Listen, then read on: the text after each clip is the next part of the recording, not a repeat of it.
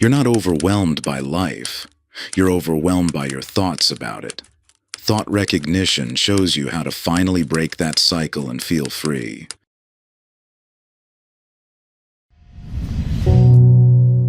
The Quiet Mind. Audiobook. Introduction. Life moves at an unrelenting pace, and your mind matches its rhythm thought for thought. From the moment you wake, mental activity floods in. Worries about the day ahead, replays of yesterday's conversations, endless to-do lists that grow faster than you can check them off. Each thought connects to another in an infinite chain, creating an exhausting undercurrent of mental noise that never fully quiets. You've tried everything to find peace. Meditation apps sit partially used on your phone. Their notifications now just another source of guilt. Breathing exercises bring momentary calm before the tide of thoughts rushes back in. Positive affirmations feel hollow against the weight of real concerns. Even the most sophisticated productivity systems eventually become another demand for your overtaxed attention. The harder you work to manage this mental chaos, the more elusive peace becomes. Each new technique, no matter how promising, adds to the complexity of your mind rather than simplifying it. You're caught in an impossible game, trying to use thinking to solve the problems created by thinking itself.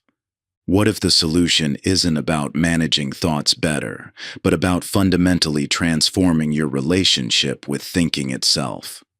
What if freedom from mental overwhelm isn't found in controlling the stream of thoughts, but in discovering your natural position beside it?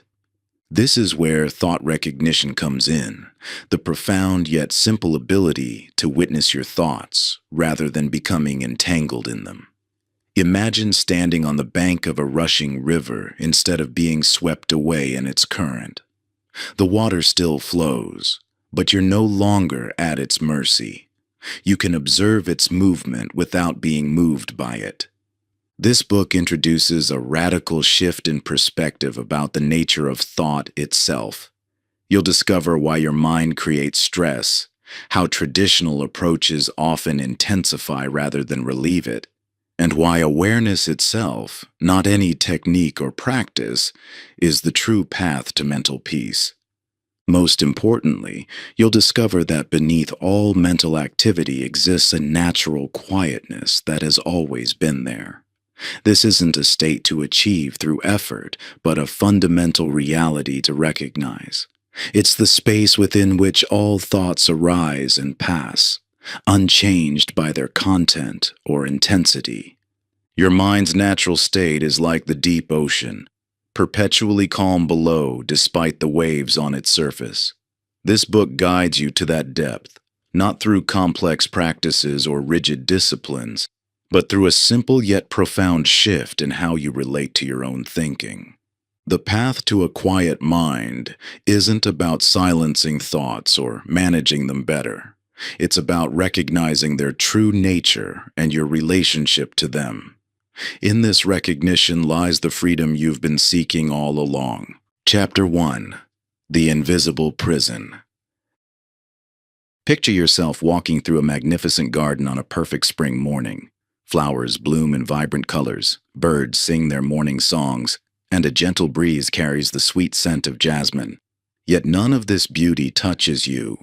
Your mind is elsewhere, replaying yesterday's conversation where you stumbled over your words, or mentally rehearsing next week's presentation. Though your body moves through this serene space, you exist entirely in a world of thought. This simple scenario illuminates a profound truth. You don't live in the world as it is, but in your mental representation of it. Your experience of life isn't determined by what happens, but by what you think about what happens. This creates what we might call an invisible prison, a construct of thought so pervasive and convincing that you don't even recognize it as thought created. Your mind constantly interprets raw experience, transforming neutral events into sources of stress through its commentary. A delayed response to your email becomes evidence that someone is upset with you. A moment of forgetfulness transforms into proof of your inadequacy. A child's messy room becomes a referendum on your parenting. None of these interpretations exist in reality. They are thought-created meanings layered over simple facts. Two people can face identical circumstances yet have radically different experiences based solely on their thoughts about the situation. Take a work presentation. One person interprets audience questions as attacks and experiences intense stress, while another sees the same questions as signs of engagement and feels energized. The external event remains identical, only the thoughts about it differ. You might protest, but my problems are real, not just thoughts. Indeed, challenging circumstances exist in the physical world. Financial pressures, health issues, relationship conflicts. These aren't imaginary. Yet your experience of these circumstances is entirely shaped by thought. The facts of a situation and your thoughts about those facts are two very different things, though they appear inseparable. Consider how the same work deadline can feel overwhelming or energizing depending on your thoughts about it. Notice how a critical comment can devastate you one day, yet roll off easily the next, based purely on your mental state. Observe how relationship tensions that seem insurmountable during stress often dissolve when your thinking clears. The distinction between circumstance and thought becomes clearer when you witness someone else's thought-created suffering. You can easily see how your friend's anxiety about their partner's brief silence is created by their thoughts rather than the silence itself. Yet when caught in your own thought storm, this same recognition proves elusive. Even thoughts that feel completely justified or true can create suffering when you lose sight of their nature as thought. A factually accurate assessment of a challenge can still generate unnecessary stress when mistaken for reality itself, rather than recognized as a thought about reality. This insight points to an unexpected path to freedom. Rather than trying to control or improve your thoughts, you can recognize them as the medium through which you experience life. Just as a fish might never notice the water it swims in, you might never have recognized how thoroughly thought shapes your every experience. Until now. Your suffering never comes from life circumstances directly, but from your thoughts about those circumstances. This doesn't mean your thoughts are wrong or that you should try to change them. It simply means that recognizing thoughts as thoughts, rather than as reality itself, offers immediate freedom from their grip. This recognition reveals something remarkable. Beneath all your thought-created stress exists a natural peace that requires no manipulation of thoughts to access.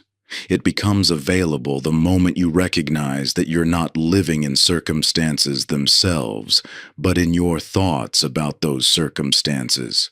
Like clouds passing through an unchanging sky, your thoughts about any situation come and go, while the vast space of awareness remains undisturbed. This peace isn't something you need to create or achieve. It's your natural state, temporarily hidden by your identification with passing thoughts. When you see this clearly, you realize that freedom has never been about changing your thoughts, but about recognizing their true nature. Chapter 2. Thought Fusion. At 3 a.m., when the world lies silent, your mind can become your greatest tormentor. A brief email from your boss saying, "Let's meet tomorrow," transforms into an absolute certainty that your career stands on the brink of collapse. Each thought builds upon the last, constructing an elaborate narrative of professional failure, financial ruin, and inevitable catastrophe. In these dark hours, the distinction between thought and reality dissolves completely. This experience illustrates what psychology terms thought fusion, the unconscious process where thoughts cease to be recognized as mental events and instead become your lived reality. Yet this fusion isn't limited to late-night worry sessions. It operates continuously throughout your daily life, creating suffering in ways so subtle you rarely notice its influence. Consider how a cartographer's map relates to the actual territory it represents. The map serves as a useful tool for navigation, but problems arise when you mistake the map's symbols for the reality they represent. Your thoughts function similarly. They create a map of reality, a mental model useful for navigating life. Suffering emerges when you unconsciously mistake this mental map for the territory itself. This fusion happens automatically and invisibly. When anxiety arises about a health symptom, the thoughts don't announce themselves as merely thoughts about your health. They present themselves as the definitive truth about your condition. When relationship tensions surface, your interpretations don't appear as one possible perspective. They feel like the absolute reality of the situation. In moments of work stress, your predictions about future outcomes don't feel like mental projections. They seem like inevitabilities. The power of thought fusion lies in its invisibility. When fused with thoughts, you don't experience them as mental events happening within consciousness. You experience them as consciousness itself. The thought, "I'm not good enough," doesn't arise as an observable mental phenomenon. It manifests as your lived reality, coloring everything you perceive and every action you take. This brings us to a crucial distinction: having thoughts versus being had by thoughts. In any moment, countless thoughts move through consciousness. When you maintain even slight recognition of thoughts as thoughts, they can flow through awareness without creating suffering. But when fusion occurs, you become the thought, losing the space between awareness and mental content that allows for perspective and choice. Fusion exists on a spectrum rather than as an all-or-nothing state. Even in moments of intense thought fusion, some part of you remains capable of recognizing what's happening. This recognition itself begins to create space, allowing you to experience thoughts as mental events rather than absolute reality. The mind often objects that certain thoughts demand attention, that analyzing problems, planning futures, or reviewing past events serves a vital function. While thinking certainly has its place, fusion with any thought, even apparently useful ones, creates a contracted state of consciousness that limits your access to clarity and wisdom. Even positive thoughts, when fused with, can create suffering. The thought, "I must stay positive," becomes another form of mental imprisonment when fusion occurs. The issue isn't the content of thoughts, but the unconscious process of becoming them. The path beyond suffering doesn't require controlling, changing, or stopping thoughts. It simply involves recognizing thoughts as thoughts, mental events happening within consciousness rather than consciousness itself. This recognition naturally creates space between awareness and mental content, allowing thoughts to move through consciousness without becoming your reality. In moments of fusion, you're like an actor who has forgotten their acting, so completely identified with a role that they've lost touch with their true nature. Recognition is like remembering you're acting while continuing to play the role. The role continues, but it no longer defines the totality of your experience. This shift from fusion to recognition doesn't require years of practice or complex techniques. It happens naturally the moment you notice fusion occurring. The very recognition that you're fused with thoughts begins to dissolve the fusion, revealing the spacious awareness within which all thoughts arise and pass. The deepest truth about thought fusion is that it creates suffering not through the content of thoughts, but through the loss of recognition that thoughts are thoughts. When this recognition returns, even briefly, you glimpse your true nature as the awareness within which all mental activity occurs, an awareness that remains untouched by the thoughts moving through it. Chapter 3. The Witness Perspective. Picture yourself trapped in gridlock traffic. Horns blare, red brake lights stretch endlessly ahead. Your jaw clenches as thoughts spiral. I'll be late. This is destroying my schedule. Why didn't I leave earlier? Tension builds in your shoulders. Your hands grip the steering wheel tighter. Then, in an unexpected moment of clarity, you notice something peculiar. You become aware that you're aware of all this happening. In that instant of recognition, a subtle shift occurs. The traffic hasn't moved, but something within you has changed. This moment reveals a profound truth about consciousness. Beneath all your stress, anxiety, and mental turbulence exists a natural state of calm awareness that never changes.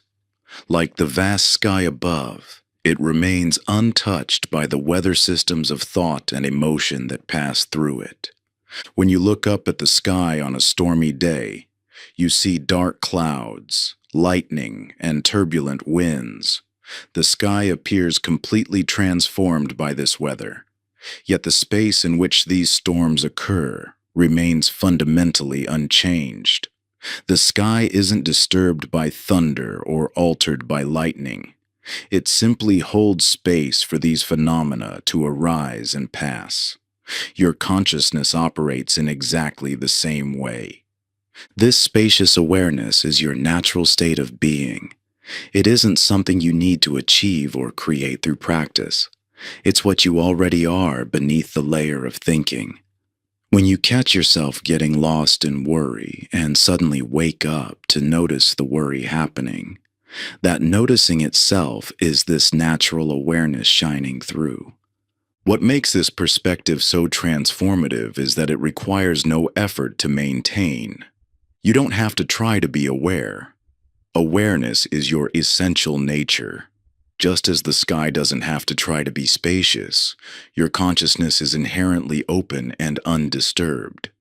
The challenge isn't in creating this perspective, but in recognizing it's already here. This witnessing awareness differs fundamentally from dissociation or emotional detachment. When you dissociate, you withdraw from experience. But true witnessing involves being fully present with whatever arises while maintaining connection with the spacious consciousness that holds it all. It's an engaged presence rather than an escape. From this perspective, you can fully participate in life without becoming entangled in the mind's commentary about life. You can experience emotion without becoming emotional. You can have thoughts without being had by thoughts. This isn't about detaching from experience, but about recognizing the awareness within which all experience occurs. The mind often tries to turn this recognition into another self-improvement project, something else to achieve or perfect. But trying to become the witness actually reinforces the illusion that you're separate from awareness. It's like the sky trying to become more sky-like. The very effort obscures the recognition that you already are what you're seeking. This natural awareness reveals itself in ordinary moments throughout your day, when you're absorbed in creative work, walking in nature, or deeply connected in conversation. In these instances, the mental chatter softens, and you rest effortlessly in simple presence. These glimpses show that peace isn't something you create through effort, but something you recognize is already here when thinking settles. Understanding this transforms your relationship with stress entirely. Rather than fighting against difficult thoughts and emotions, you recognize them as temporary weather patterns moving through the unchanging sky of awareness. This doesn't mean the weather stops. Thoughts and feelings continue to arise. But you no longer mistake yourself for the weather. This recognition provides the foundation for everything else in this journey of transformation. When you know yourself as the sky rather than the storms, all the strategies for managing mental turbulence become unnecessary. You don't need techniques to calm the weather when you recognize you are the space in which weather occurs. Consider the profound implications. Every moment of stress or anxiety has arisen within an awareness that remains fundamentally undisturbed by it. Every worried thought, every surge of emotion, every moment of mental chaos, all of it has been witnessed by a consciousness that remains as vast and open as the sky itself. This spacious awareness is your true nature, the still point at the center of all movement. It requires no achievement, no practice, no effort to maintain. It simply is what you already are beneath the passing weather of thought and emotion. The mind will resist this recognition because it means surrendering its role as the controller of experience. It wants to turn this insight into another project of self-improvement. But real freedom comes from recognizing what's already true, rather than trying to become something different.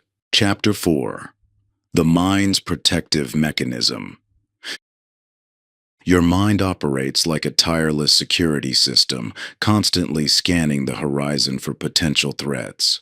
From the moment you wake, it's already running scenarios. That important presentation next week, the slight tension in yesterday's conversation with your partner, the financial decisions weighing on your future. Even in moments of apparent peace, your mind vigilantly searches for problems to solve, risks to analyze, and situations to improve. This mental hypervigilance reflects a fundamental truth about human consciousness. Your brain evolved primarily for survival, not happiness. The same neural mechanisms that kept your ancestors alive now create psychological suffering in modern life. Your mind's remarkable ability to anticipate problems, analyze past events, and imagine future scenarios, once crucial for physical survival, has become a source of constant stress in a world where most threats are psychological rather than physical. Think of your mind as an overprotective bodyguard who never learned the difference between genuine danger and false alarms. This bodyguard treats every worried thought as a 5-alarm emergency requiring immediate attention. A mildly critical email triggers the same alert system that once warned of predator attacks.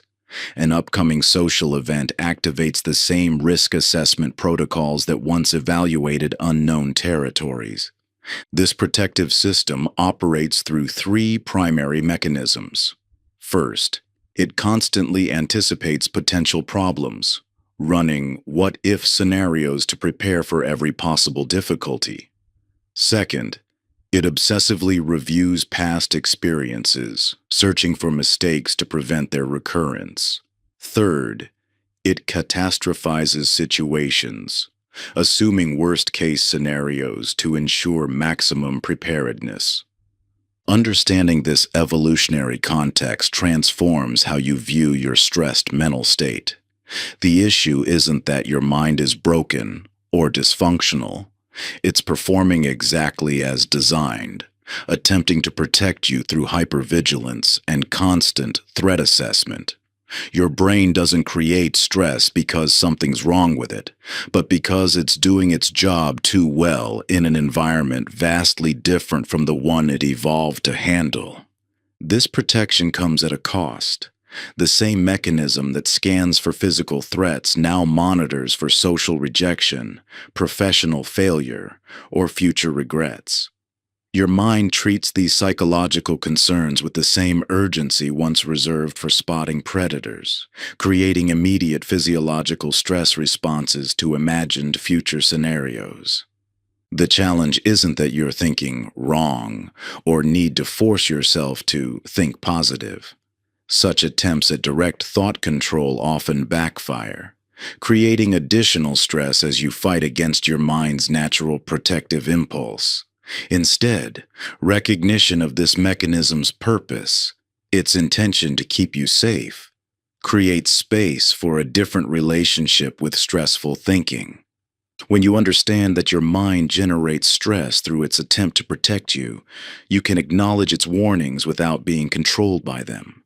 Like dealing with an overprotective parent, you can appreciate the caring intention behind the excessive caution while choosing not to let it restrict your life. This shift from resistance to recognition doesn't require you to override your brain's protective programming. Instead, it allows you to see these stress-producing thoughts for what they are: well-intentioned but often excessive warning signals, rather than accurate reflections of reality. The protective mechanism becomes evident in countless daily moments. When you lie awake planning responses to hypothetical conflicts, your mind is trying to protect you from social threats. When you repeatedly analyze a minor mistake at work, your brain is attempting to protect your professional survival. When you worry about distant future scenarios, your mind is trying to protect you from potential regret or hardship. Paradoxically, understanding why your brain creates stress begins to reduce its grip. Not because you found a way to shut off the warning system, but because you've learned to recognize its alarms without automatically believing they signal real danger. This recognition creates the possibility of responding to mental alerts with discernment rather than reaction. Your stress-producing thoughts aren't enemies to be eliminated, but signals from a hypersensitive protective system doing its best to keep you safe. This understanding forms the foundation for a fundamentally different relationship with your mind, one based on recognition of its protective nature rather than resistance to its warning signals.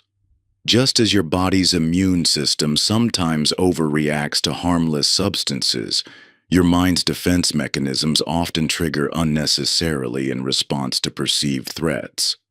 The racing thoughts about an upcoming presentation, the midnight worries about your children's future, the nagging doubt about a casual comment you made. Each represents your brain's ancient survival programming working overtime to guard against potential harm. By seeing these thoughts through this lens of protection rather than persecution, you begin to experience them differently. Your anxiety transforms from an adversary into an overzealous guardian, allowing you to acknowledge its protective intent while choosing whether to accept its urgent warnings as truth. Chapter 5: The Myth of Thought Control. You're standing at the podium, about to begin your presentation, when anxiety starts creeping in. Immediately, your mind launches into its well-practiced routine. Stay positive. Don't think about being nervous. Focus on confident thoughts. Yet with each attempt to force positivity, your anxiety intensifies. Your hands shake more noticeably, your heart pounds faster, and the very thoughts you're trying to suppress grow stronger, creating a spiral of escalating stress. This scenario illuminates a crucial paradox about the nature of stress and the mind. The harder you try to control unwanted thoughts and feelings, the more powerful they become. It's like being caught in psychological quicksand. The more you struggle against negative thoughts, the deeper you sink into them. This mechanism operates through what psychologists call the ironic process theory of mental control. When you actively try to suppress a thought, your mind must first identify what not to think about, inadvertently maintaining that very thought in awareness. The instruction, "Don't think about being nervous," requires you to think about nervousness to execute the command. This creates a self-defeating cycle where attempts at thought control become a form of thought reinforcement. Consider how this plays out with stress management techniques. You download meditation apps, practice positive affirmations, and diligently try to replace negative thoughts with positive ones. Sometimes these approaches provide temporary relief, But often, they transform into another source of pressure. One more thing you should be doing better. The original stress compounds with frustration about your inability to control it effectively. The failure of thought control isn't a personal shortcoming. It reflects a fundamental misunderstanding about how consciousness works. Your mind doesn't operate like a television, where you can simply change the channel of your thoughts. It functions more like an echo chamber where whatever you resist persists. Fighting against unwanted thoughts energizes them, while allowing them to exist without engagement allows them to naturally dissolve. This distinction between resistance and recognition reveals why traditional stress management often backfires. When you label certain thoughts as problematic and attempt to eliminate them, you unconsciously designate them as important and threatening. Your mind, designed to protect you from threats, then increases its vigilance against these dangerous thoughts, creating more of exactly what you're trying to avoid. The alternative isn't passive resignation to negative thinking, but a radical shift in how you relate to thoughts altogether. Instead of trying to control the content of your mind, you can recognize thoughts as mental events passing through awareness, like clouds moving across the sky. This recognition naturally creates space around thoughts without requiring you to struggle against them. The impact of this shift becomes clear in the difference between these two approaches to a stressful thought. In the control approach, you notice anxiety and immediately engage in battle, trying to force calm, arguing with the anxious thoughts, or attempting to distract yourself. This engagement signals to your mind that anxiety represents a genuine threat requiring immediate attention, amplifying the stress response. In the recognition approach, you notice anxiety and simply acknowledge its presence without trying to change it. This allows the natural ebb and flow of mental states to occur without added resistance, creating persistence. This doesn't mean abandoning practical problem solving when actual challenges require attention. The key lies in distinguishing between productive thinking that addresses solvable problems and unproductive struggle with the mere presence of thoughts. Recognition allows you to engage with thinking when useful, while remaining free from compulsive mental activity that creates unnecessary stress. The fear often arises that allowing negative thoughts means resigning yourself to negativity or losing motivation for positive change. However, recognition actually creates the conditions for natural mental quiet and clear action.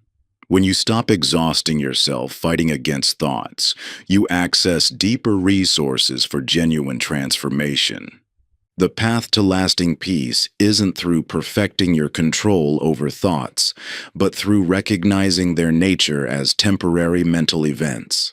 This recognition itself dissolves the power of stressful thinking without requiring you to win an impossible battle for mental control. In the space between stimulus and response lies your freedom from automatic stress reactions, not through force, but through the simple power of clear seeing. Chapter 6.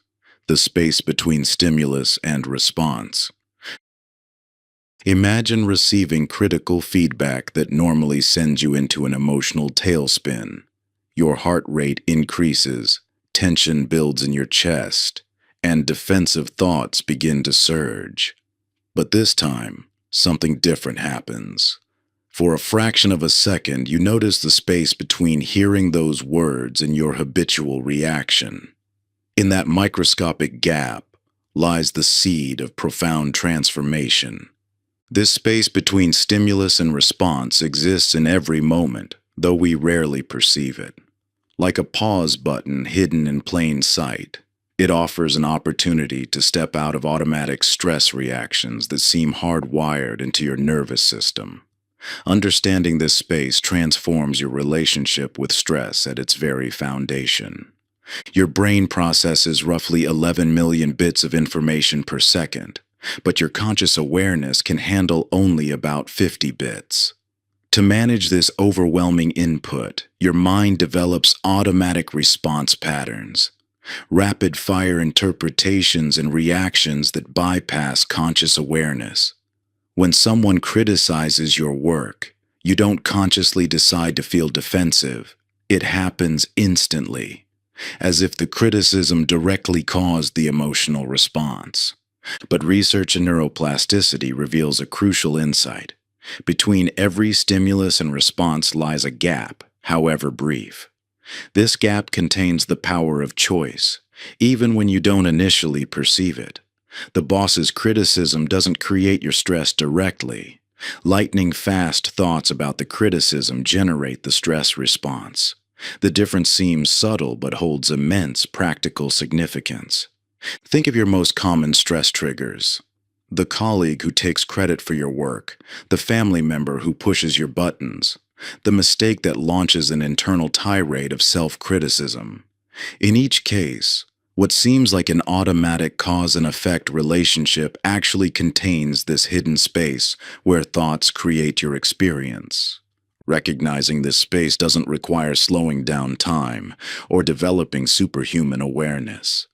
It begins with noticing the thought process in less triggering situations, building the capacity to catch it in more challenging moments. Like developing any perceptual skill, you start with obvious instances before detecting subtle ones.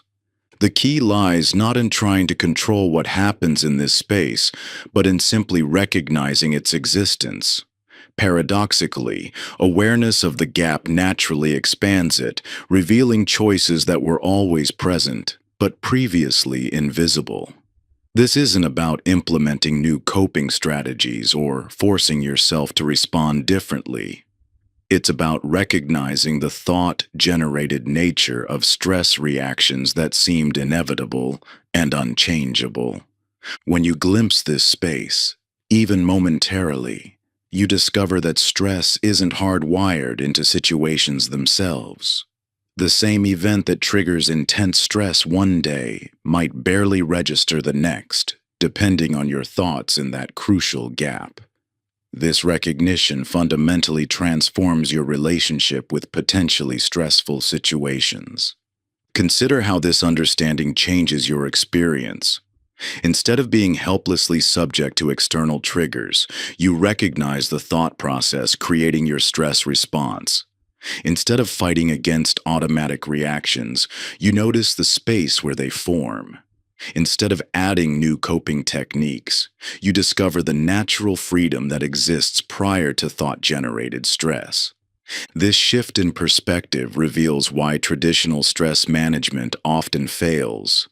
It attempts to control responses without recognizing the thought process creating them. It's like trying to change the ending of a movie while missing the projector casting the images.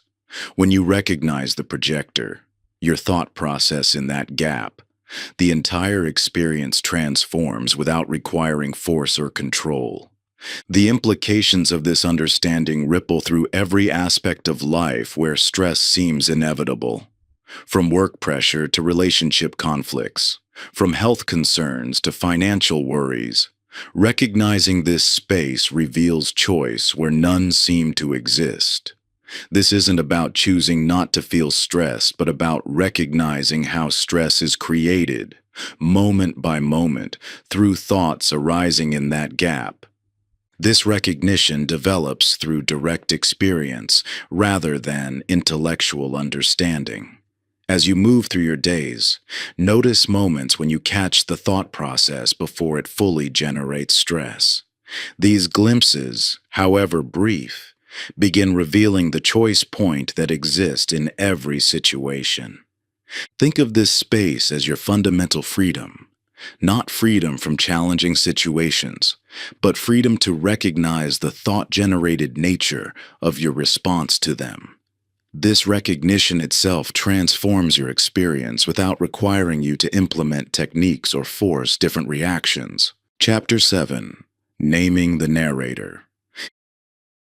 In the midst of stress-filled moments, your mind weaves elaborate stories that feel completely real and consuming. Each thought connects to another, building intricate webs of worry, planning, judgment, and analysis. This mental commentary runs so continuously that it becomes like background music in a store, always playing but rarely noticed consciously. Yet this invisible narration shapes your entire experience of life, transforming neutral circumstances into sources of stress through constant interpretation and judgment. Consider how your mind maintains a running dialogue about everything it encounters. During a work presentation, it might generate commentary like, "They look bored. I'm losing them. This is going terribly. My career is over." In reality, audience members could simply be concentrating deeply. But the mind's narration creates immediate stress by adding layers of meaning and prediction to simple observations. This narrative voice operates with such authority that its interpretations seem like direct perceptions of reality rather than mental constructions. When your boss gives brief feedback, the mind immediately spins it into an elaborate story about your competence, job security, and future prospects. The simple act of receiving an unexpected text message can trigger a cascade of assumptions and worst-case scenarios that feel completely real while they're occurring. Yet a profound shift becomes possible the moment you recognize this mental narration as narration. When you can notice, there's my mind creating disaster scenarios again. Or, here's my mind going into problem-solving mode. Something remarkable happens. The thoughts don't necessarily stop, but their grip on your attention loosens. You begin to experience them more as mental events passing through awareness, rather than absolute truths, demanding your complete absorption. This recognition can be supported through the practice of mental noting or labeling, simply acknowledging the type of thinking that's occurring. Planning mind, worrying mind, judging mind, storytelling mind. This isn't about judging or trying to stop these thoughts. It's about creating enough distance to recognize them as mental processes rather than reality itself. Initially, this kind of thing might feel artificial or awkward. Your mind may resist having its processes exposed to conscious attention. It might argue that certain thoughts are too important to merely note, that they require your full engagement and belief. This resistance is natural and needn't be fought against. Simply include it in your recognition. Resisting mind or doubting mind. The power of this practice lies not in controlling or changing your thoughts, but in transforming your relationship to them. When you can recognize the constant mental commentary as commentary, its emotional grip naturally loosens without requiring you to engage in thought control battles. The thoughts may continue, but they no longer consume your full attention and energy. This recognition operates differently than traditional mindfulness practices that ask you to focus away from thoughts. Instead, it's about clearly seeing the thinking process itself, recognizing how your mind automatically adds layers of interpretation, judgment, and prediction to simple experiences. This recognition doesn't require you to stop this process, only to notice it happening. The practice becomes especially powerful during challenging interactions or stressful situations. In the middle of a tense conversation, you might notice defending mind or proving mind arising. Simply recognizing these mental patterns as patterns creates space around them, allowing you to respond more consciously rather than react automatically from within the narrative. Over time, this recognition reveals something profound. Your thoughts are not facts about reality, but mental events occurring within awareness. Like weather patterns moving through the sky, they can be noticed without requiring your complete identification or belief. This shift in perspective doesn't eliminate stress-producing thoughts but transforms your relationship to them, reducing their power to generate psychological suffering. Your mind will continue its constant commentary. That's what minds do. But when you can recognize this commentary as commentary rather than truth, you gain a degree of freedom that no amount of thought control could provide. The narration may continue, but you're no longer completely captivated by the story it tells. This shift transforms your entire experience, like suddenly realizing you've been watching a movie so intently that you forgot you're sitting in a theater. The screen is still playing. The dialogue still flows. But now you're aware of the comfortable seat beneath you and the spaciousness of the room. Your thoughts remain as active as ever, yet they no longer dominate your attention. They simply play out within a much larger field of awareness that remains undisturbed by their movement. Chapter 8. Thoughts as Weather Patterns. Imagine waking up at 3 a.m., your mind spinning with worries about an upcoming presentation. Every potential disaster feels absolutely real and permanent. Your career seems destined for failure, your reputation forever damaged. By afternoon, those same concerns feel manageable, even slightly ridiculous. Nothing in your external circumstances changed. Only your thoughts shifted, completely transforming your experience. This mental weather pattern reveals a profound truth about the nature of thought. No matter how convincing or overwhelming any thought feels in the moment, it will pass. Just as a storm that appears permanent when you're in its midst eventually clears, every mental state naturally dissolves when not maintained through attention and belief. Yet we persistently treat our thoughts as fixed realities rather than passing events. When anxiety strikes, we believe, "I am an anxious person," rather than recognizing anxiety is present right now. When sadness emerges, we conclude, "Life is meaningless," instead of noting, these are thoughts of meaninglessness moving through awareness. This subtle but crucial distinction between identifying with thoughts versus recognizing their temporary nature makes the difference between prolonged suffering and natural resilience. Your mind's contents exist in constant flux, like clouds moving across the sky. Even chronic worry patterns or persistent negative thoughts aren't actually permanent. They're recurring patterns maintained through habitual attention and belief.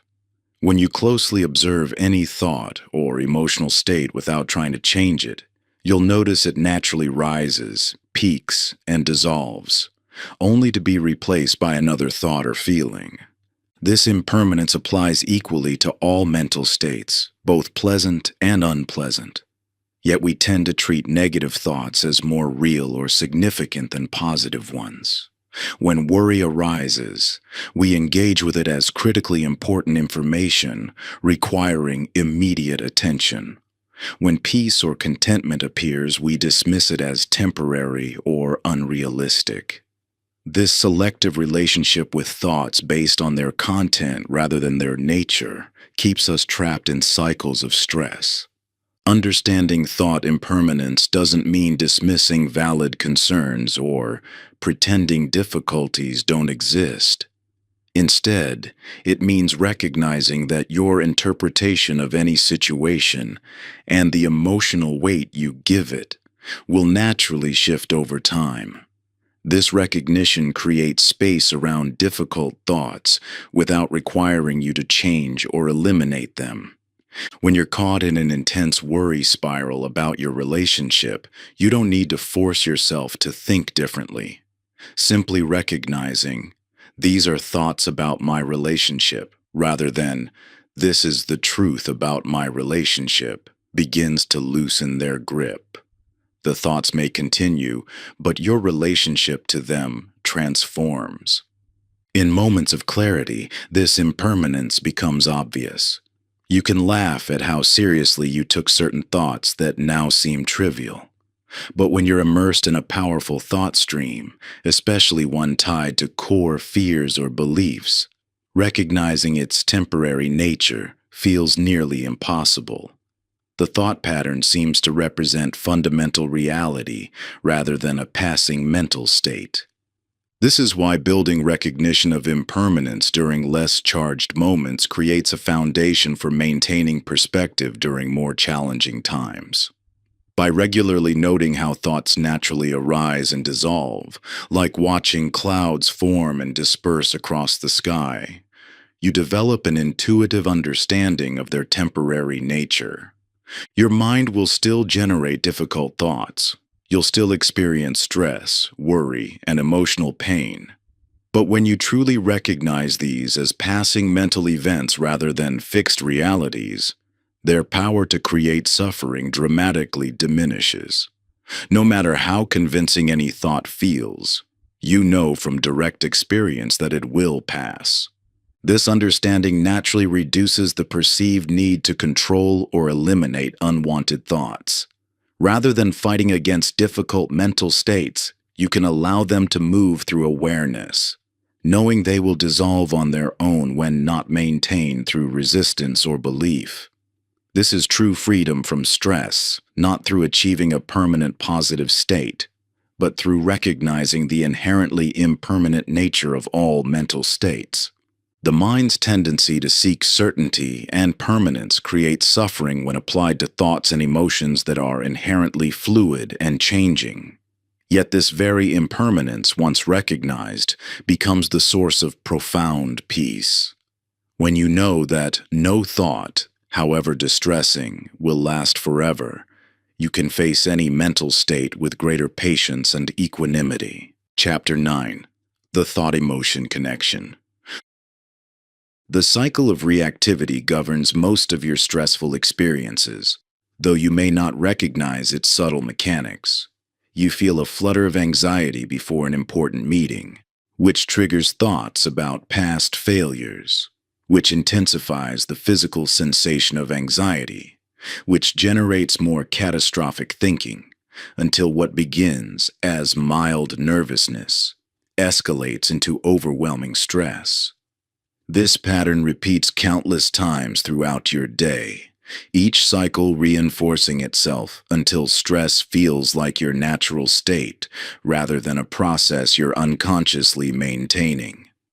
This self-perpetuating cycle operates through what I call emotional amplification, the way thoughts and emotions strengthen each other in a feedback loop that can rapidly spiral out of control.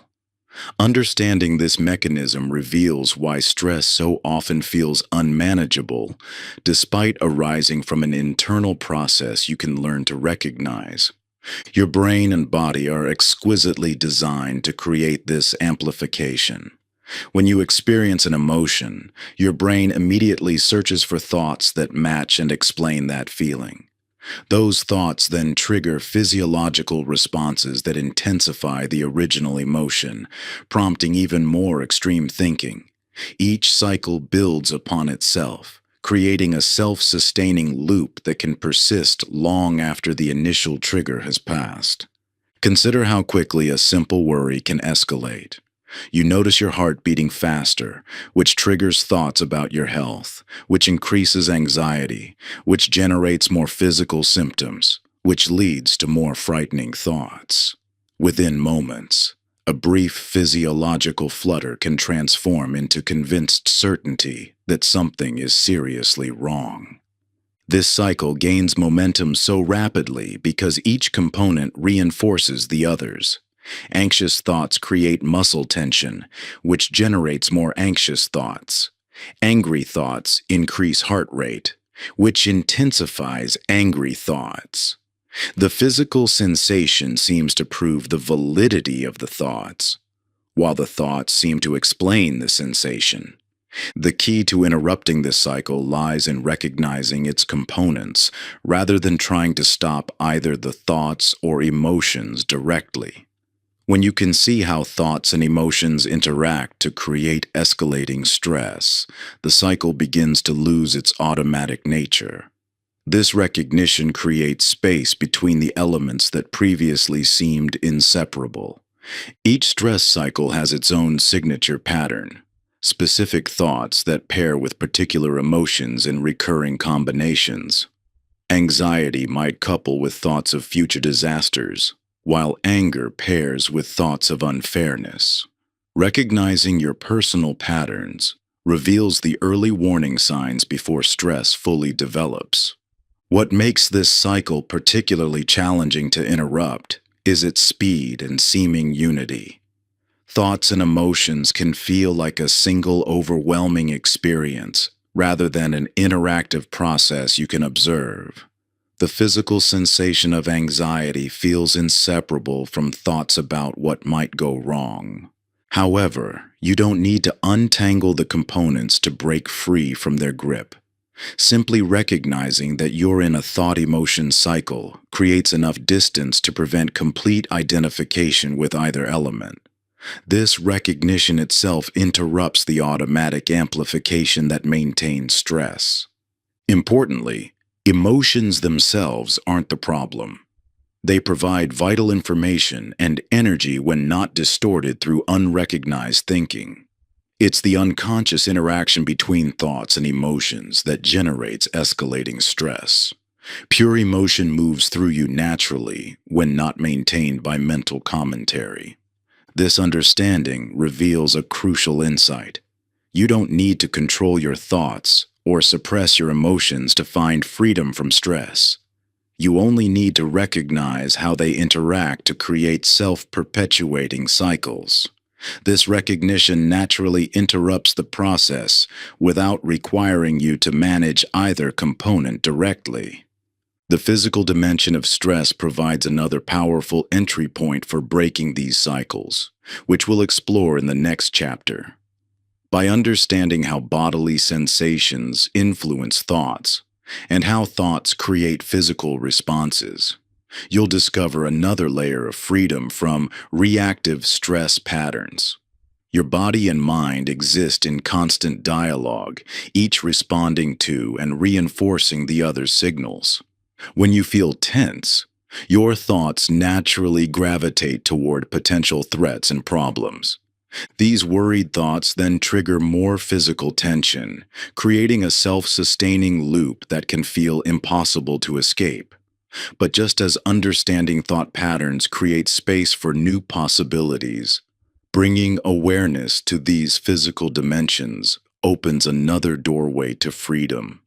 This intimate connection between mind and body offers a direct path to interrupting stress cycles before they gain momentum. Chapter 10. Embodied Awareness.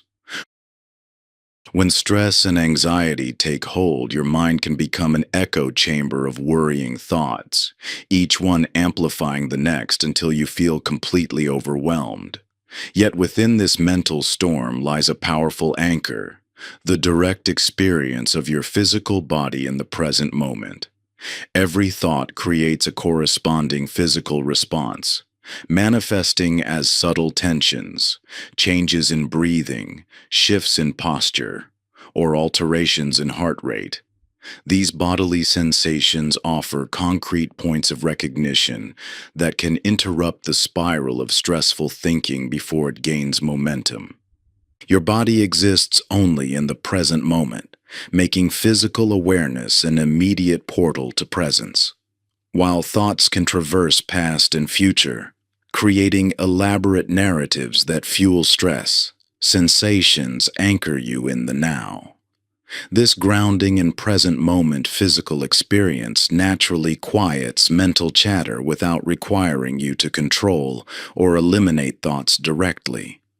Consider how stress manifests in your body before you're even consciously aware of stressful thinking. Your shoulders might tense, your breathing might become shallow, your stomach might tighten. These physical signals often precede clear recognition of the thoughts creating them.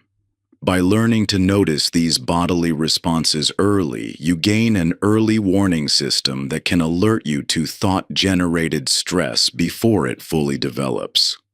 The relationship between physical tension and mental activity operates as a two-way street. Just as stressful thoughts create bodily tension, existing physical tension provides fuel for stressful thinking.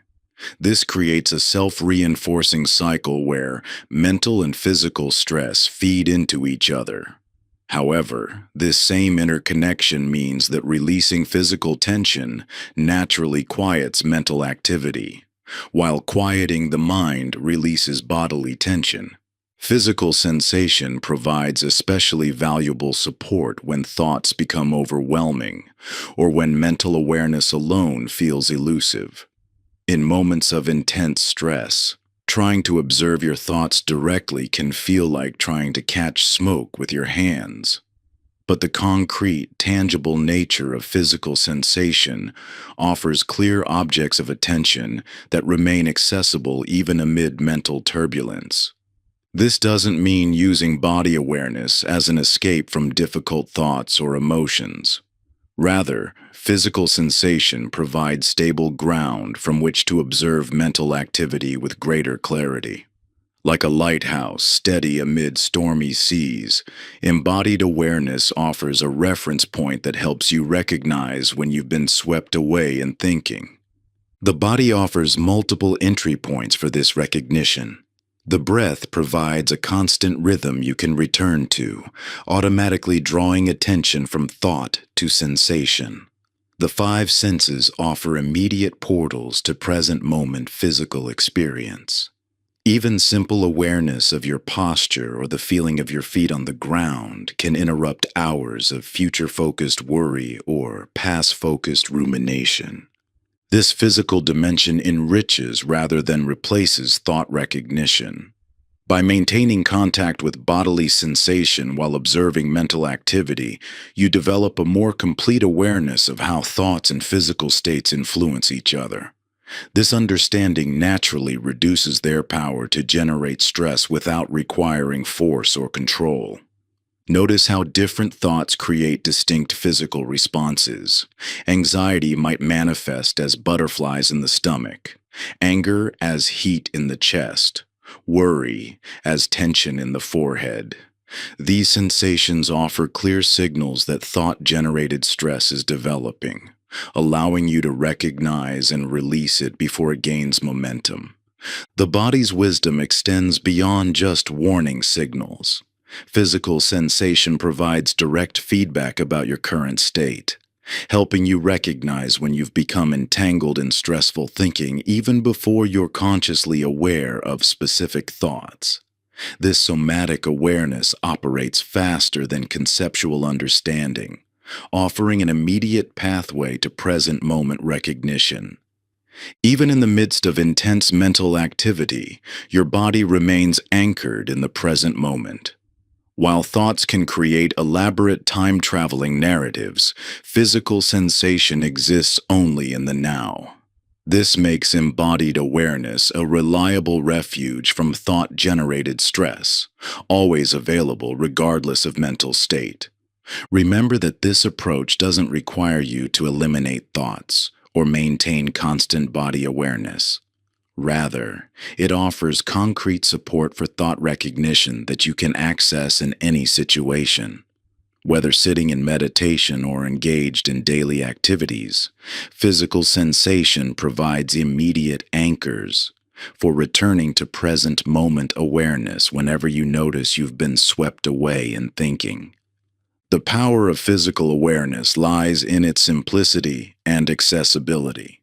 While thoughts can become incredibly complex and convincing, bodily sensation offers clear, tangible experience that requires no analysis or interpretation. This directness naturally quiets mental activity without forcing it to stop. Chapter 11. The Power of Wonder.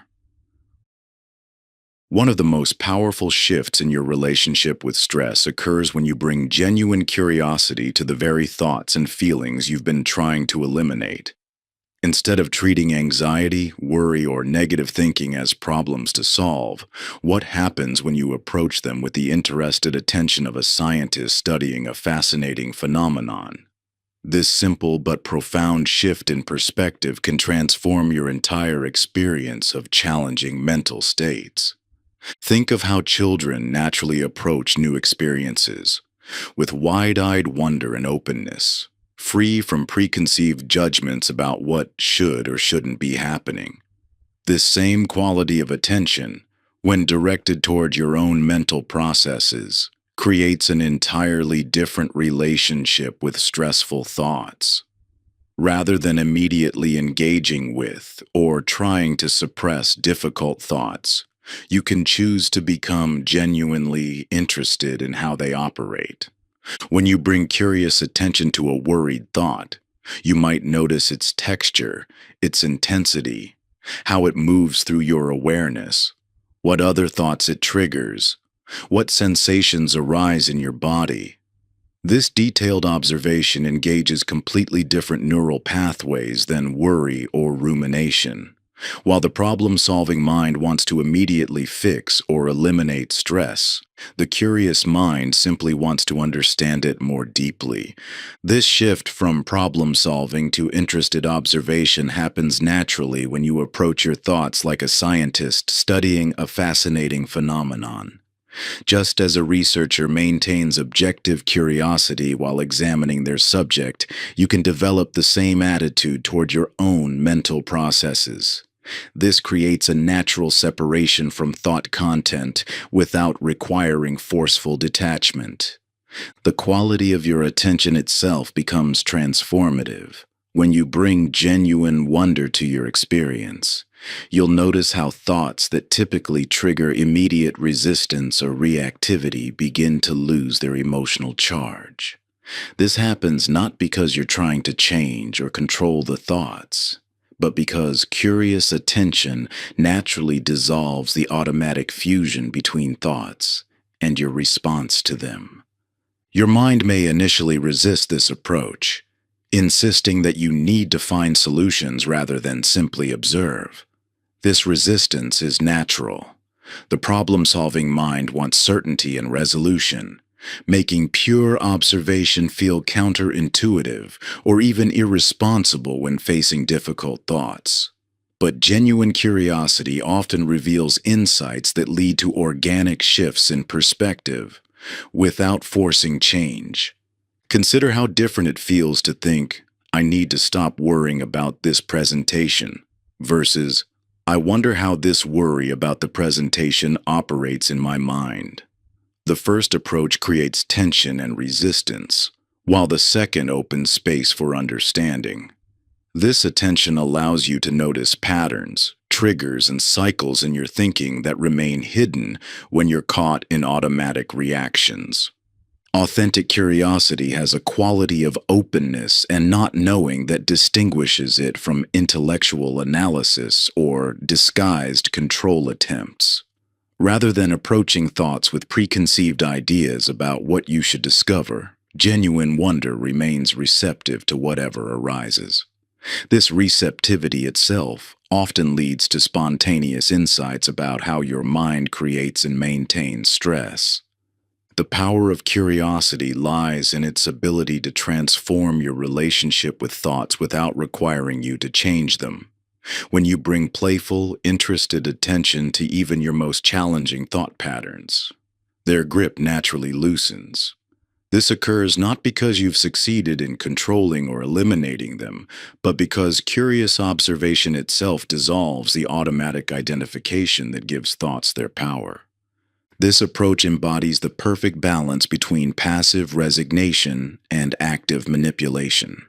You're neither surrendering to thoughts nor struggling against them, but maintaining an interested awareness of how they operate. This middle path of curious attention provides a sustainable approach to thought recognition that doesn't require constant effort or control. Remember that this isn't about using fake curiosity as a technique to make thoughts go away. Genuine wonder comes from an authentic desire to understand, rather than change your experience. When you approach your mind with the same fascination you might bring to exploring an unknown territory, you discover naturally occurring insights that no amount of forceful thinking could reveal. By developing this quality of interested attention, you create the conditions for spontaneous shifts in your relationship with stressful thinking. Rather than battling against thoughts or trying to force them into more positive patterns, you can allow curious observations to naturally dissolve their emotional charge and reveal their transient nature. The transformative power of curiosity becomes especially apparent when facing recurring thought patterns that have resisted other approaches. Even long-standing mental habits begin to shift when met with genuine wonder rather than resistance or resignation. This shift occurs not through effort or control, but through the natural clarity that arises from interested observation. Chapter 12. Beyond Positive Thinking. Your relationship with thoughts undergoes a profound transformation when you discover that inner peace doesn't require positive thinking at all. After years of trying to replace negative thoughts with positive ones, many find unexpected relief in simply allowing all thoughts to exist without judgment. This approach challenges everything you've likely learned about managing your mental state. Consider how exhausting it is to constantly monitor your thoughts, forever trying to shift them toward the positive. Each worried thought becomes a problem to solve. Each moment of anxiety triggers an internal battle to think better. This endless effort to maintain positivity often creates more stress than the original thoughts themselves. The mind naturally categorizes experiences as good or bad, positive or negative, helpful or harmful. This labeling system serves a purpose in navigating physical reality, but when applied to thoughts themselves, it creates unnecessary suffering. By declaring certain thoughts negative, you inadvertently strengthen their impact and create resistance that keeps them cycling through your mind. Traditional positive thinking approaches, while well-intentioned, often backfire in subtle ways. When you force yourself to look on the bright side or find the silver lining, you're actually reinforcing the belief that certain thoughts are problematic and must be transformed. This creates an underlying current of resistance to what is, generating internal conflict rather than genuine peace. Thought neutrality offers a radically different approach. Instead of evaluating thoughts as positive or negative, helpful or harmful, you can view all mental content as simply that, content arising in consciousness. Just as clouds passing through the sky aren't good or bad, but simply atmospheric conditions, thoughts can be seen as mental events without inherent meaning or value. This neutral stance toward thinking cuts through years of conditioning that tells you to fight negative thoughts and cling to positive ones. It may feel counterintuitive at first, even irresponsible, as though you're giving up the essential task of mental maintenance. However, this neutrality actually creates the conditions for genuine mental peace, rather than the fragile state maintained through constant thought manipulation. The relief that comes from abandoning the exhausting practice of thought management can be immediate and profound. No longer must you examine each thought, judging whether it's acceptable or needs to be replaced. This freedom from constant mental evaluation allows natural clarity to emerge. Importantly, thought neutrality doesn't mean passive resignation or accepting negativity. Rather, it means recognizing that all thoughts, positive, negative, or neutral, are simply mental events that can be viewed with equal disinterest. This creates the space to act based on values and wisdom rather than reactivity to mental content. When you stop classifying thoughts as problems to be solved, their power to create suffering naturally diminishes. A worried thought can arise without triggering an internal battle. A negative self-judgment can appear without initiating a campaign of positive affirmations. All mental content is allowed to come and go without significance or resistance. This neutral stance toward thinking embodies a fundamental shift from control to recognition. Instead of trying to have the right thoughts, you develop the capacity to hold all thoughts lightly, neither pushing away the negative nor grasping at the positive. This simple but profound shift transforms your entire relationship with mental activity. Notice how this neutrality extends beyond individual thoughts to your whole orientation toward thinking. Rather than seeing your mind as something to be managed, controlled, and optimized, you can recognize it as a self-regulating system that naturally finds balance when not interfered with through constant evaluation and adjustment. The mind's natural capacity for clarity emerges not through perfecting its content, but through changing your relationship to that content. Just as a muddy pond becomes clear when you stop stirring it up, mental clarity arises naturally when you cease the constant effort to fix your thoughts. This shift from thought management to thought neutrality represents a fundamental change in how you relate to your own consciousness. Rather than being the controller of thoughts, you become the aware space in which all thoughts are allowed to arise and pass naturally without need for manipulation or improvement. You discover a profound freedom in this simple recognition that thoughts come and go on their own, like clouds drifting across the sky, requiring no intervention from you. The endless struggle to perfect your mental state dissolves as you realize that peace isn't found through controlling thoughts, but through allowing them their natural movement while remaining grounded in awareness itself. This isn't passive resignation, but active recognition of your mind's innate wisdom and self-correcting nature. Chapter 13. Decision-Making Beyond Thought. The scenario you face carries immense weight. A life-altering decision looms before you. Your mind races with analysis, endlessly weighing pros and cons, projecting future outcomes, and second-guessing each potential choice. Yet despite all this mental effort, clarity remains elusive. Then, in an unexpected moment when the thinking briefly subsides, a clear knowing emerges from a deeper place, not as a thought, but as a direct recognition of what needs to be done. This experience reveals a profound truth about decision-making. Your deepest wisdom often speaks most clearly in the spaces between thoughts, rather than through thinking itself. Just as a lake's depths become visible only when surface ripples settle, your innate knowing emerges most powerfully when mental activity temporarily quiets. The mind's default approach to important decisions is to analyze extensively, believing that enough thinking will eventually produce certainty. Yet this often leads to confusion rather than clarity, with each new thought adding another layer of complexity rather than resolution.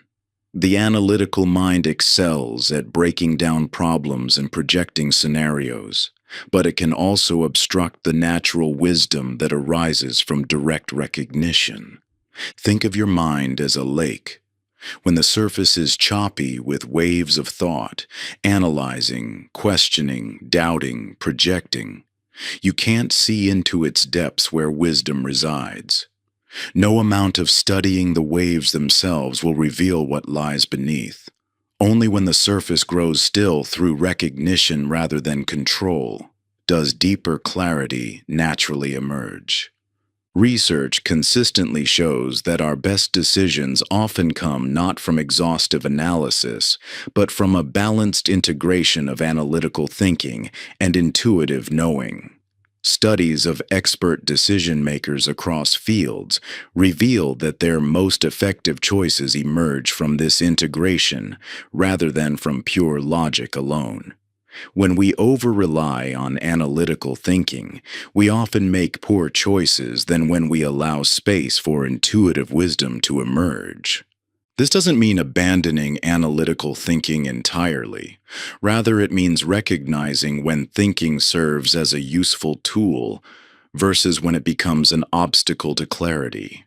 The key lies in developing the capacity to recognize thoughts as thoughts, creating space for deeper knowing to emerge naturally.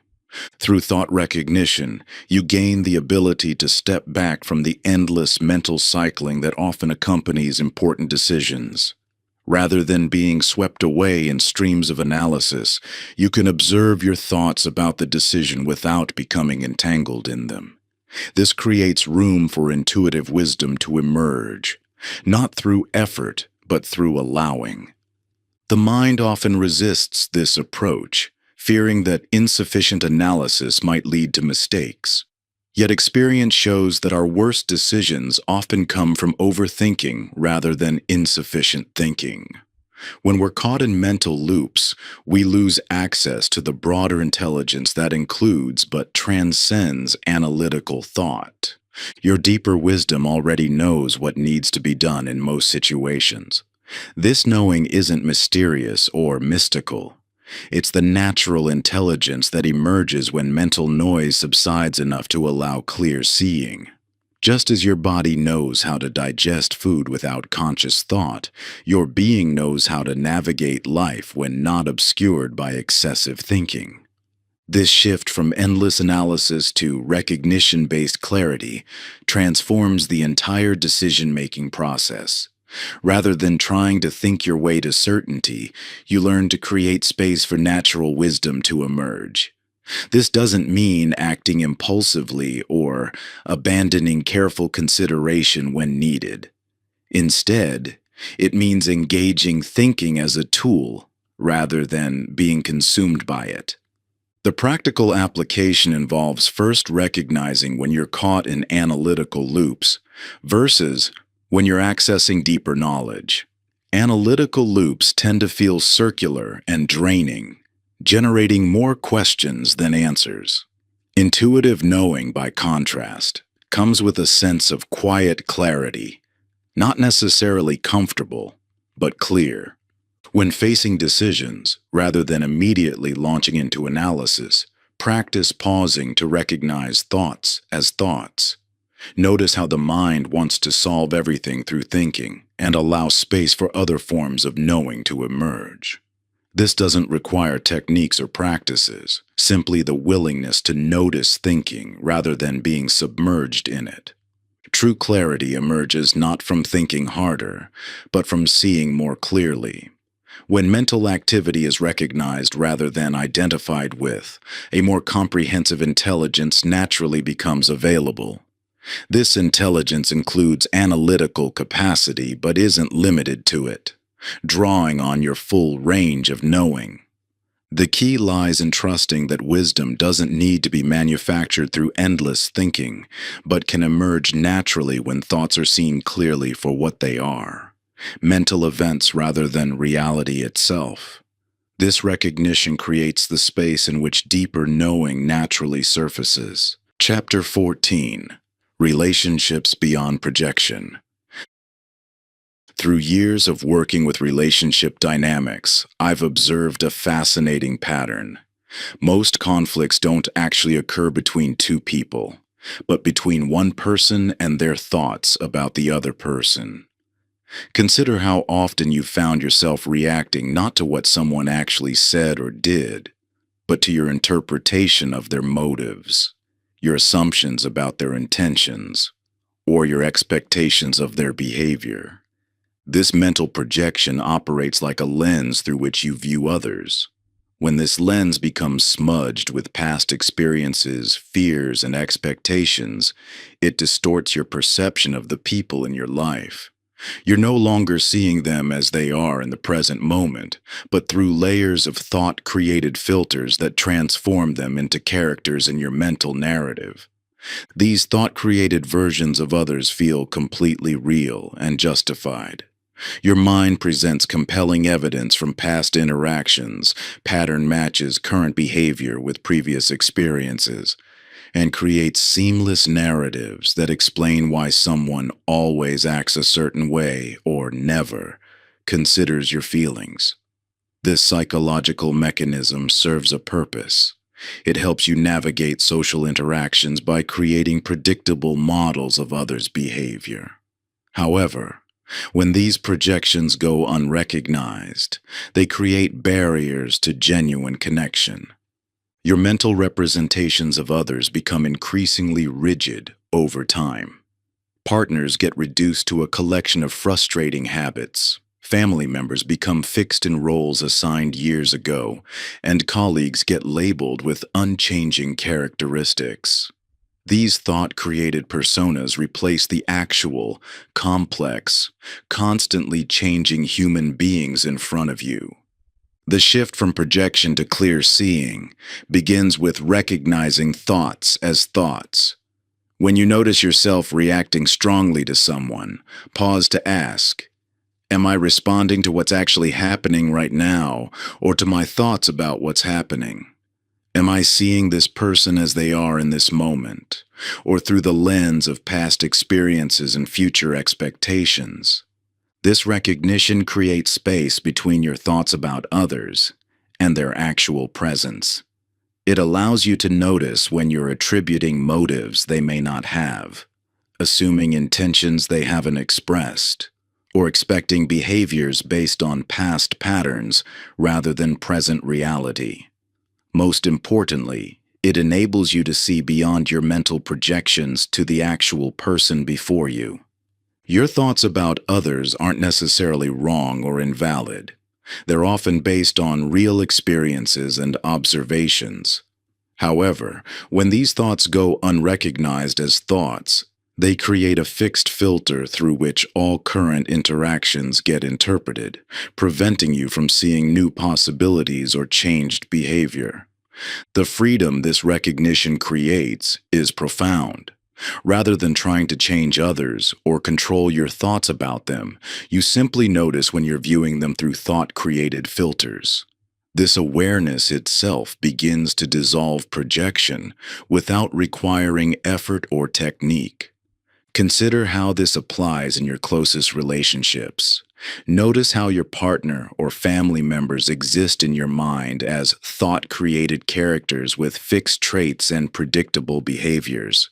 These mental versions feel so real that you might react to something they haven't even done yet, based purely on your expectations of how they always act.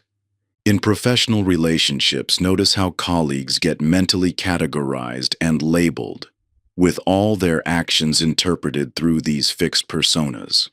The difficult coworker, the unreliable vendor, the demanding client. These thought-created characters can prevent you from seeing and responding to what's actually happening in the present moment. The transformation occurs not through trying to stop projecting or forcing yourself to see others differently, but through simple recognition of thoughts as thoughts.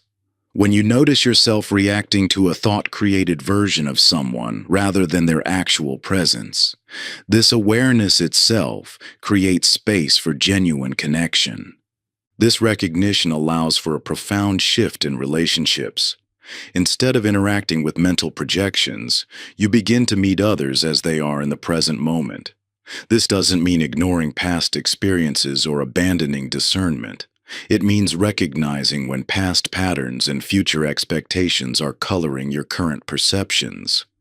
Your relationships naturally improve when you can distinguish between others' actual words and actions, and your thoughts about them. Conflicts decrease when you recognize how often you're arguing with your thoughts about someone rather than engaging with their actual presence. Connection deepens when you can meet others beyond the barriers of projection and assumption. This clarity emerges not through changing or controlling your thoughts about others, but through recognizing thoughts as thoughts. When you see how your mind creates and maintains fixed images of others, these images naturally become more flexible, allowing space for genuine encounters beyond projection. Chapter 15. Creativity Beyond Effort. Your natural creative brilliance exists beyond the realm of analytical thinking. When you step back from the constant effort to generate ideas through mental force, You open yourself to a deeper source of inspiration, one that operates most powerfully when your mind grows quiet enough to receive it. Consider how often your best ideas arrive unexpectedly, while showering, walking, or in those drowsy moments between sleep and waking. These aren't coincidences but glimpses of how creativity naturally functions when freed from the interference of excessive thinking. The analytical mind, while invaluable for developing and refining ideas, often blocks their initial emergence through its very effort to produce them. This creative process operates like a channel that opens when mental noise subsides. Just as a radio must be tuned to the right frequency to receive a clear signal, your mind must settle into a receptive state for fresh insights to emerge. When you're caught in analytical thinking, evaluating, judging, and second-guessing every potential idea, you create static that drowns out the subtle frequency where originality lives. Neuroscience reveals why this happens. Your brain's default mode network, associated with creativity and insight, activates most strongly when self-referential thinking decreases. In other words, when you stop trying so hard to be creative and simply allow your mind to settle, you create the exact conditions where breakthrough ideas naturally arise. This explains the paradoxical nature of creative blocks. The harder you try to force creativity, the more elusive it becomes. Each effort to think your way to originality actually moves you further from the receptive state where genuine insights emerge. This runs counter to our cultural programming that equates harder work with better results, making it challenging to trust this more effortless approach.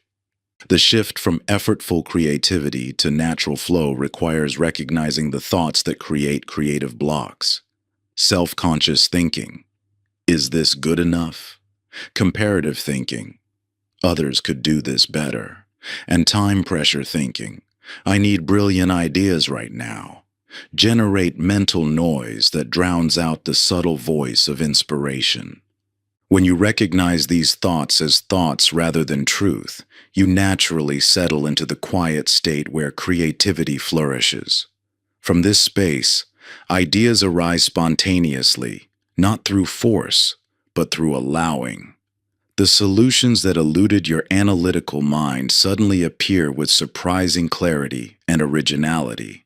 This doesn't mean abandoning analytical thinking entirely. Rather, it means understanding its proper role in the creative process. The analytical mind excels at developing and refining ideas, but often interferes with their initial emergence. By recognizing when you're caught in analytical interference versus when you're flowing in natural creativity, you can engage each mode appropriately. The fear often arises that without constant thinking, no ideas will come. Yet experience shows the opposite. When you stop trying to squeeze ideas from an exhausted mind and allow it to settle, fresh insights naturally emerge. This requires trusting a process that feels counterintuitive to the thinking mind's desire for control. Another common block occurs through premature evaluation, analyzing and judging ideas before they've fully emerged. This analytical interference often kills promising concepts before they have a chance to develop. Recognizing these evaluative thoughts as they arise allows you to maintain the receptive state where ideas can fully form before being refined. This recognition of thoughts that block creativity aligns perfectly with entering flow states. Those periods of effortless engagement where time seems to disappear and work feels spontaneous rather than forced. Flow emerges naturally when self-conscious thinking subsides, allowing full immersion in the creative process without interference from the evaluating mind. The key lies in alternating between receptive and analytical modes, rather than trying to think your way through the entire creative process. Allow initial insights to emerge from mental quiet, then engage the analytical mind to develop them further. When development stalls, return to receptive awareness until fresh insights arise. This approach transforms creativity from a straining effort into a natural unfolding. Rather than forcing yourself to generate ideas, you create the conditions where inspiration naturally emerges. The more you recognize and release interfering thoughts, the more readily you access this natural creative flow. Your most valuable creative insights come not from thinking harder, but from recognizing the thoughts that block your natural creativity. As your identification with mental noise diminishes, your connection to genuine creative inspiration grows stronger. This represents creativity in its most natural form, not something you do, but something you allow by getting your thinking out of the way. Chapter 16. Productivity Beyond Pressure. Have you ever noticed how some days you accomplish more in 2 focused hours than you do in 2 days of frantic activity? This striking difference reveals a fundamental truth about productivity that runs counter to everything our stress-driven culture teaches us about getting things done. The conventional wisdom says we need pressure to perform, that stress somehow fuels achievement. Yet the evidence of your own experience tells a different story. Think of your mind like a radio receiver. When static and interference fill the airwaves, even the strongest signal becomes difficult to detect. You might turn up the volume, trying to hear through the noise, but this only amplifies the distortion. Similarly, when your mind buzzes with urgent thoughts, pressing deadlines, and endless to-do lists, your natural capacity for clear action gets buried under layers of mental static. This mental noise manifests in many forms: the compulsive checking of email, the constant switching between tasks, the feeling that you should be doing more or working faster, the fear of falling behind or failing to meet expectations. Each anxiety-driven thought creates interference, fragmenting your attention and draining the mental energy needed for meaningful work. Research consistently shows that stress dramatically impairs cognitive function. Under pressure, your creative problem-solving abilities decline. Your decision-making becomes reactive rather than strategic, and your attention splinters into countless directions. Yet because stress creates a sensation of urgency and importance, it can feel productive even as it undermines your effectiveness. The quiet mind, by contrast, brings laser-like focus and unwavering clarity to whatever task lies before it. When mental noise subsides, you naturally prioritize what truly matters rather than reactively responding to every thought-generated emergency. You move with precision rather than pressure, accomplishing more while experiencing less strain. This shift from stress-driven to clarity-driven productivity often triggers resistance. The mind protests, but without pressure, I won't get anything done. This fear reflects how deeply we've internalized the connection between stress and achievement. We've been conditioned to believe that anxiety somehow fuels accomplishment, that without the constant prod of worried thinking, we would simply stop moving forward. Yet this belief crumbles when examined closely. Think of times you've been in a state of flow, completely absorbed in meaningful work. In these moments, you likely weren't thinking about working. You were simply working. The absence of self-conscious, pressure-generating thoughts didn't diminish your effectiveness. It enhanced it. This points to a crucial distinction. Eliminating thought-generated stress doesn't mean eliminating drive or ambition. Rather, it allows your natural motivation to emerge unobstructed by anxiety. When you recognize and step back from stress-producing thoughts, you connect with genuine values and intentions rather than fear-based reactivity. The quiet mind brings remarkable discernment about which tasks truly matter and which exist only as mental projections. Without the constant chatter of should and must and what if, you naturally distinguish between meaningful priorities and thought-created busy work. This clarity itself dramatically increases efficiency by eliminating unnecessary action driven by anxious thinking. Consider how much mental energy you currently expend on stress management. All the techniques and systems designed to help you cope with pressure that your own thoughts create. When this pressure diminishes through recognition rather than resistance, that energy becomes available for actual productive work. This isn't about working harder or implementing new productivity techniques. It's about removing the thought-generated interference that prevents your natural effectiveness from expressing itself. Just as clearing static from a radio signal makes it clearer without increasing its power, recognizing and stepping back from stress-producing thoughts allows your innate capacity for focused action to emerge without additional effort. The most efficient mind is the quiet mind, not because it thinks less, but because it sees more clearly. When mental noise subsides, you access a form of effortless productivity that no amount of stressed thinking can match. Your actions become more precise, your decisions more grounded, and your energy more sustained. This transformation begins with a simple shift. Rather than accepting stress as necessary for productivity, start noticing how thought-generated pressure actually impedes your natural effectiveness. Pay attention to how mental quiet enhances rather than diminishes your capacity for meaningful action. Let clarity, rather than anxiety, guide your work.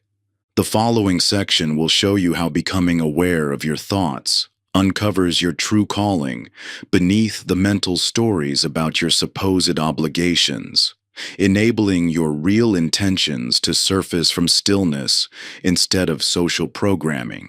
Chapter 17. Purpose Beyond Narratives. Your deepest stress often comes not from what you're doing, but from the gap between your actions and your authentic knowledge. You've likely experienced this disconnect, achieving goals that should bring fulfillment, yet feeling a persistent emptiness, or maintaining a successful career path, while an inner voice whispers that something isn't quite right. This tension reveals how thoughts about who you should be can overshadow who you genuinely are. Think of your accumulated thoughts about purpose and identity like layers of masks, each representing a different should acquired through life. There's the mask of societal expectations, the mask of family traditions, the mask of professional identity, and countless others. These thought-created personas feel so natural, you may have forgotten their masks at all. Yet beneath them lies an authentic direction that requires no effort to maintain because it emerges from your essential nature rather than acquired beliefs. When you examine your current path, how much of it originated from genuine resonance versus thought-created narratives about success, responsibility, or achievement? Most people discover that many of their pursuits stem from internalized messages about what constitutes a worthwhile life. These thoughts become so embedded that they feel like truth, creating an exhausting internal conflict between what you think you should want and what genuinely calls to you. The mind creates elaborate justifications for maintaining these thought-based directions, warning about security, status, or the opinions of others. Yet notice how pursuing paths aligned with thought-created shoulds generates persistent stress, regardless of external success. Even achieving these goals brings only temporary relief before the mind generates new standards to meet, new identities to maintain. This stress diminishes naturally when you recognize thoughts about purpose as thoughts rather than truth. This recognition creates space between you and the mental narratives about who you should be, allowing authentic direction to emerge from a deeper place. Like clearing away accumulated dust reveals the original surface beneath. Recognizing thought-created purpose exposes the natural sense of meaning that exists prior to mental commentary. Moving toward an authentic purpose doesn't require figuring anything out through more thinking. Rather, it involves recognizing when you're being moved by thoughts about purpose versus genuine knowing. These feel qualitatively different.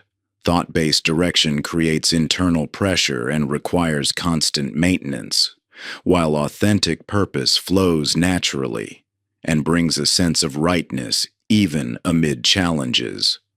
You might notice resistance to exploring this territory as the mind generates thoughts about responsibility, practicality, or selfishness. Yet genuine purpose often serves others more powerfully than following thought-created obligations, as it allows your unique gifts to express themselves naturally rather than through conditioned patterns. The key distinction lies in recognizing the difference between thought-generated preferences and authentic resonance. Thought-based direction constantly seeks confirmation through results, comparison, or external validation. Authentic purpose has a different quality, a quiet certainty that requires no justification, even when it contradicts conventional wisdom or others' expectations. This recognition grows clearer through familiarity with how thoughts about purpose feel different from genuine knowing. Thought-created direction often comes with attachment to specific outcomes, while authentic purpose focuses more on the inherent rightness of the action itself. Thoughts about meaning generate worry about the future, while genuine purpose brings present-moment clarity regardless of where it leads. As thought recognition deepens, you may discover that purpose isn't something to achieve, but something to allow, a natural expression that emerges when thoughts about who you should be no longer obscure who you are. This reveals perhaps the deepest insight, that authentic direction doesn't require finding something new, but recognizing what already exists beneath thought-created narratives about meaning and success. This recognition begins now, in noticing which aspects of your current path feel genuinely aligned versus maintained through thought-based effort.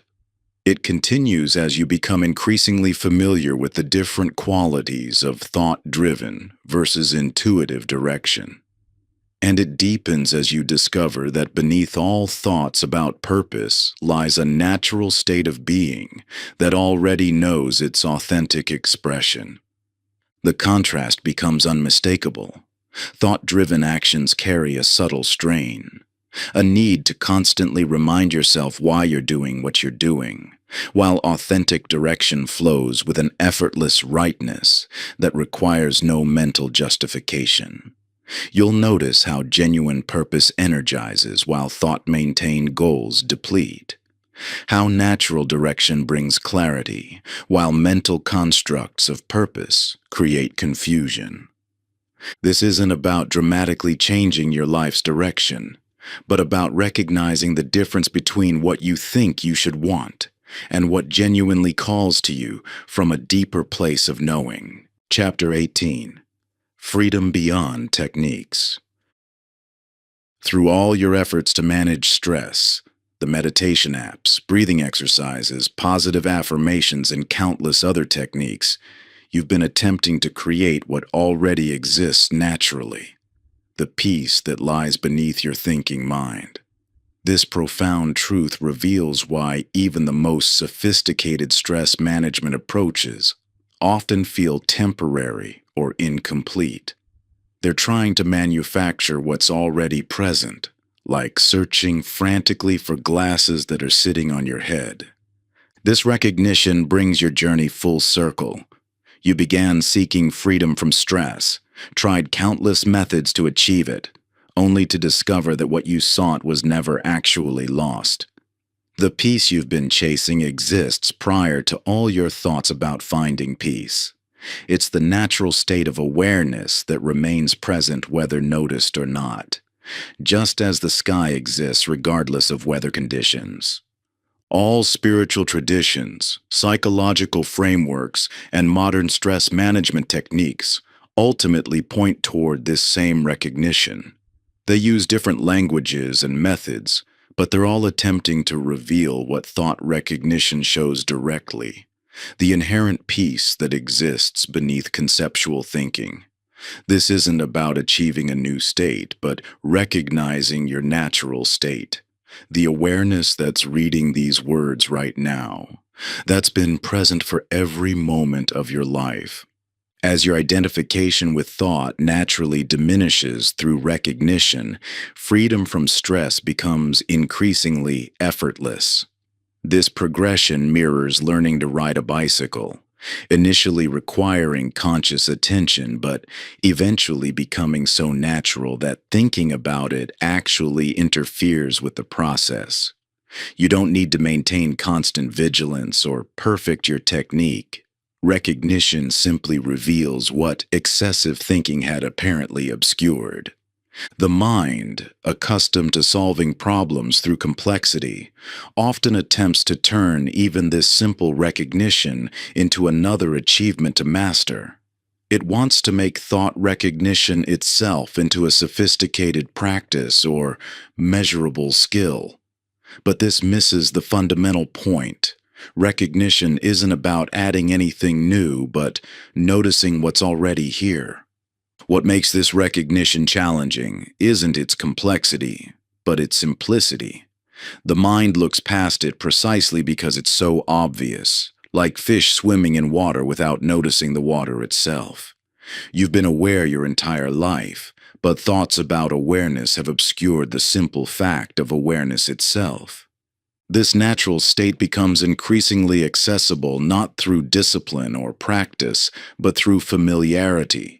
The more you notice it, the more you recognize it's always been present. It's like developing an ear for music. You don't create new hearing ability. You simply become more attuned to what's already there. When your mind quiets through recognition, a natural intelligence emerges that doesn't require excessive thinking to navigate life effectively. This isn't about suppressing thought, but allowing it to serve its proper function without creating unnecessary stress through over-engagement. Your entire journey through this book has been about removing obstacles to what was already present, rather than adding new capacities or states. Every chapter has approached this core truth from different angles, revealing how thought recognition dissolves the apparent barriers to your natural state of being. The profound implication is that stress isn't an inevitable aspect of modern life, but a temporary experience created through unrecognized identification with thought. When this identification dissolves through simple recognition, what remains is the peace that was never actually lost, your natural state of being that exists prior to and beneath all thinking. This brings us full circle to where we began. Freedom from stress doesn't come from mastering new techniques or achieving special states of consciousness. It comes from recognizing what you've always been beneath the temporary appearance of thought.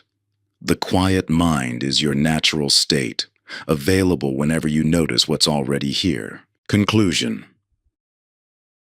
Throughout this journey, you've discovered that what initially seemed like a simple concept, recognizing thoughts as thoughts, has revealed both profound simplicity and transformative depth. Like learning to stand on the riverbank rather than being swept away in the current, this fundamental shift in perspective changes everything without requiring you to change anything about yourself or your circumstances. The essential principles we've explored become clearer with each recognition. Your thoughts create your experience of reality. Fusion with those thoughts creates suffering, and the witness perspective that brings freedom is always available. This understanding doesn't require complex techniques or years of practice, only the willingness to notice what's already happening in your consciousness. You've seen how stress isn't created by your circumstances, but by unrecognized absorption in thoughts about those circumstances. Whether facing relationship challenges, work pressure, health concerns, or life transitions. The source of suffering isn't the situation itself, but fusion with thoughts that transform neutral events into sources of stress. This recognition doesn't eliminate thinking or even negative thoughts, nor should it. Thoughts serve vital functions in planning, problem solving, and navigating daily life. But when recognized as thoughts rather than truth, they no longer have the power to create the same level of stress and suffering. It's like watching storm clouds pass across the sky rather than believing you are the storm. You'll still get swept into the current of thought. This is natural and doesn't indicate failure. But each recognition creates deeper familiarity with the riverbank perspective, making the return increasingly natural and effortless. This isn't about achieving a permanently quiet mind, but about recognizing the quiet awareness that's always present beneath thinking. Some may worry that this recognition might diminish their drive or effectiveness in the world, but experience shows the opposite. Thought recognition enhances productivity and clarity by removing the mental static that wastes energy and fragments attention. You can fully engage with life's challenges while remaining free from unnecessary stress created by thought fusion. Remember, the quiet mind is not an achievement, but the recognition of what was never truly lost. No special background, intelligence, or spiritual inclination is required, only the willingness to notice what's already happening.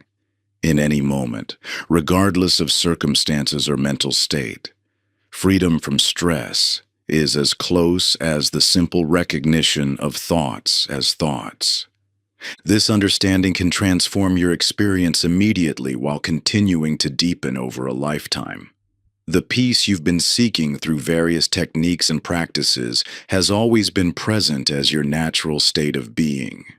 It exists prior to and beneath all thinking, available whenever you step out of the current and recognize your true position as the awareness in which all thoughts arise and pass. Thank you for listening and for investing in yourself. I believe in you, your potential. Thank you for listening and for investing in yourself. I believe in you. Your potential is endless. Now, go out there and create the life you deserve.